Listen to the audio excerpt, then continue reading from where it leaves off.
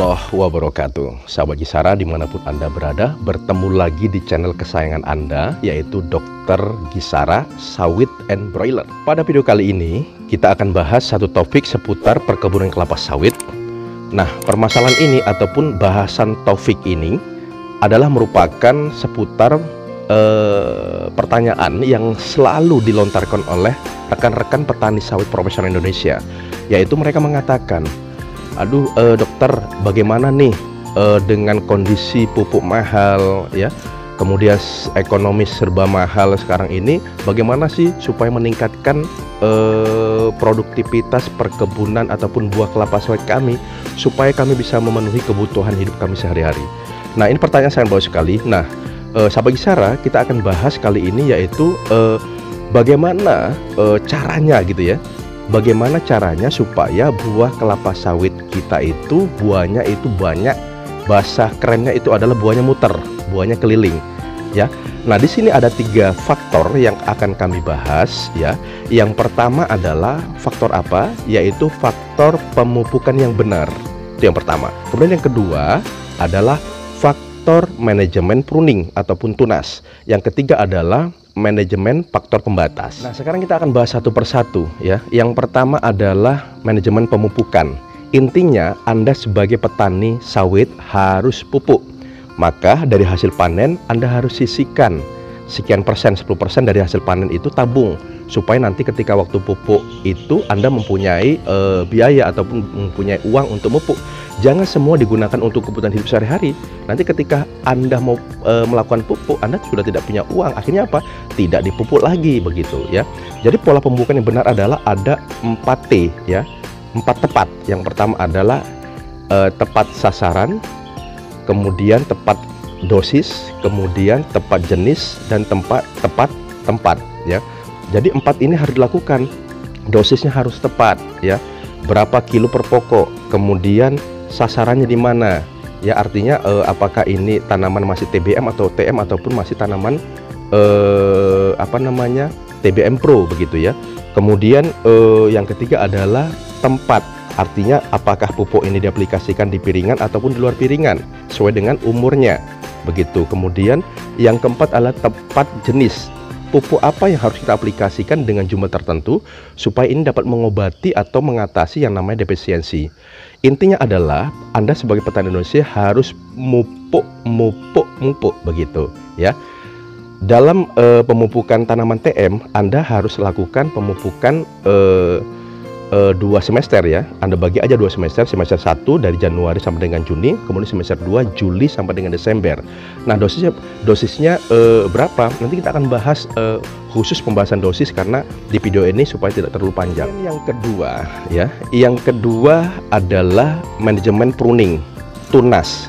Nah, pohon kelapa sawit jika kita biarkan tumbuh awal sampai terus dia sampai usia maksimal antara 25 sampai 30 tahun atau bahkan bisa lebih, maka pelepah ini tidak akan lepas. Ya, mungkin dia akan lepas sendiri ketika usia nanti sudah mengering. Nah, makanya dalam perkebunan kelapa sawit ya, apakah itu PT ataupun Anda punya lahan mandiri, maka lakukanlah pertahankan songgo.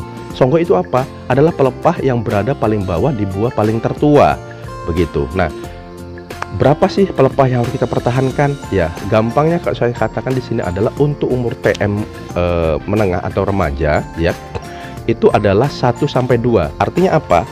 Ada Anda pertahankan 1-2 pelepah di bawah buah tertua.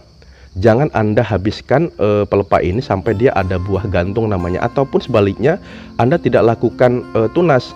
Ketika Anda panen, Anda curi buah, akhirnya dia gondrong, menyulitkan proses operasional panen. Nah, kenapa kita harus melakukan manajemen ini? Tujuan pertama adalah kita lakukan songgo 1-2 untuk mempertahankan jumlah luasan penampang daun untuk tujuan proses fotosintesis ya. Semakin banyak penampangnya bagaimana Dokter Gisara? Ya bagus, cuman masalahnya ketika pelepah itu terlalu banyak akan menyulitkan proses panen ya. Makanya ada jumlah ideal ya. Saya katakan mudahnya begini saja, pertahankan 1-2 pelepah di bawah buah tertua untuk tanaman TM remaja. Tanaman kecil nanti 3, tua mungkin 1 begitu ya. Itu namanya manajemen tunas, dan Anda memang harus lakukan tunas dalam setahun minimal. Lakukanlah 1 kali, cari waktu yang tepat. Lakukan tunas sebelum dilakukan program pemupukan. Kemudian jurus yang ketiga yaitu manajemen faktor pembatas. Nah, apa sahabat yang dikatakan faktor pembatas ini?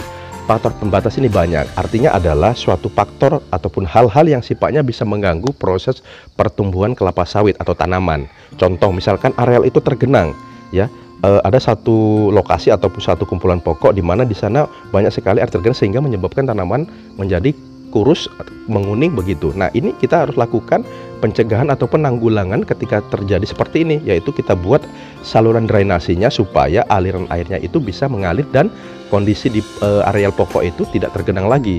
Contoh satu. Yang kedua, kita ternyata salah melakukan penanaman dengan jarak tanam terlalu rapat, ataupun kita pertama kali membeli tanaman dari seseorang, ternyata kita lihat per hektar itu nyampe tanaman mineral di atas 160.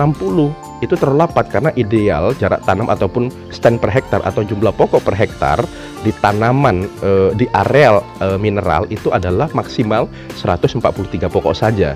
Nah, ketika kita sudah memperoleh ini, maka lakukan yang namanya thinning out, TO. Thinning out artinya penjarangan ataupun menumbang beberapa pokok yang sifatnya terlalu rapat, dan itu kita pilih yang paling ideal, artinya pokok yang paling kurus begitu.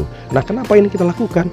Supaya pembagian sinar matahari dapat dilakukan secara optimal, karena matahari merupakan komponen penting dalam proses fotosintesis pembentukan zat makanan, yang nantinya zat makanan itu akan disimpan di organ tanaman, ya termasuk di dalamnya adalah buah begitu. Makanya perhatikan, ketika kita lihat tanaman ataupun lahan kelapa sawit yang terlalu rapat, maka dia pokoknya kurus, ya, etiolasi namanya, meninggi dan pelepahnya tidak membuka, dan akhirnya buahnya sedikit kecil-kecil.